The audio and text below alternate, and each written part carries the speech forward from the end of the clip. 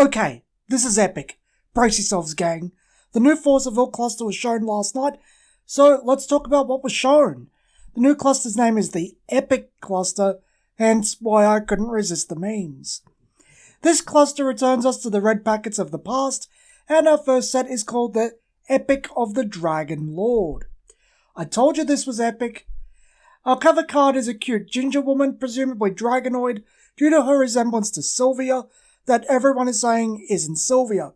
I say that. Her horns and tail are different to the younger Sylvia we've seen before.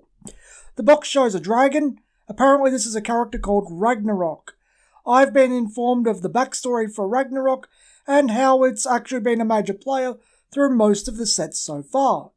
It's the soul of Gil Lapis or something or other. This seems familiar. I swear they're ripping off an anime where the body is searching for its soul. Anyway, let's move on. Here is our set breakdown. It seems that rulers are back in the packs. I guess they feel confident enough to do that again. 6 rulers, that's a very unusual amount. They usually stick to having one of each colour. Given they're in packs and they like sticking around a third of rulers in a box, I guess that means 2 rulers per box. Marvelous rays continue, though we still don't know the drop rate. There are no changes to the set layout, but the advertisement implies something. More than 90 new cards. There are more than 101 cards without the stones and tokens, so there might be some reprints here. I don't really mind that. There are times where you want older cards in the new format. There isn't any real point to making functionally identical cards, or slightly different ones, when you don't have to.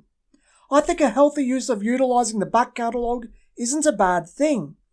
You just use them to fill gaps and pepper the new content. Or return old content because you want to expand upon it.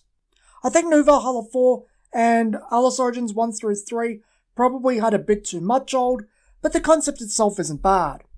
Our final image is the pre-release map that presumably shows our 6 rulers. It's got some returning faces, some faces we've only heard of, and some new faces. From the left we have a really young Seijiro Mikage. I like the Mikage and his family.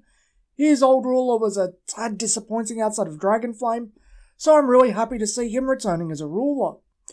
Next we have the Dragonoid woman who isn't Sylvia, or is Sylvia horribly off model, which might be a thing. We have a young Wesler, which is really interesting. Due to the colour scheme, the Dragonoid woman is implied to be fire.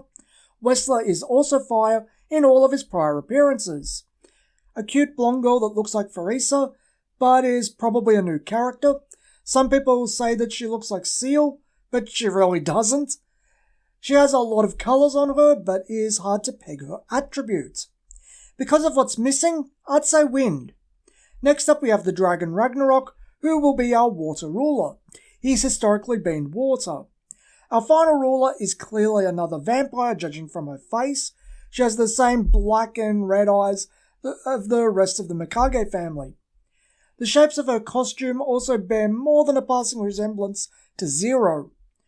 Probably just some witch vampire and the long-missing mum of the Mikage sisters.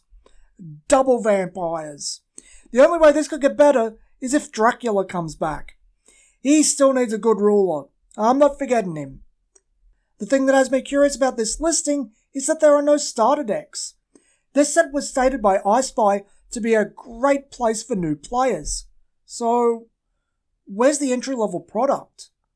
It feels like part of the listing is missing for that to be true. Hopefully it gets revealed in time. Lore-wise, this cluster is apparently filling in another hole in the storyline. Where Alice Origins filled in where the regalia came from, and arguably retconned a lot, including the regalia themselves, this one seems to be telling the story of Ragnarok, stuff only talked about before. We'll see if it's interesting or not, but generally speaking, villains have more agency than heroes, since they have actual goals and aren't reactive. This could be fairly entertaining. Let's hope they don't go for more confusing retcons. This set isn't due till September, so spoilers probably start in October. I hope they bring the power level, especially the statistical power level, down a tad. I think the game needs that. This has been Some Gamer Dude, and thanks for watching.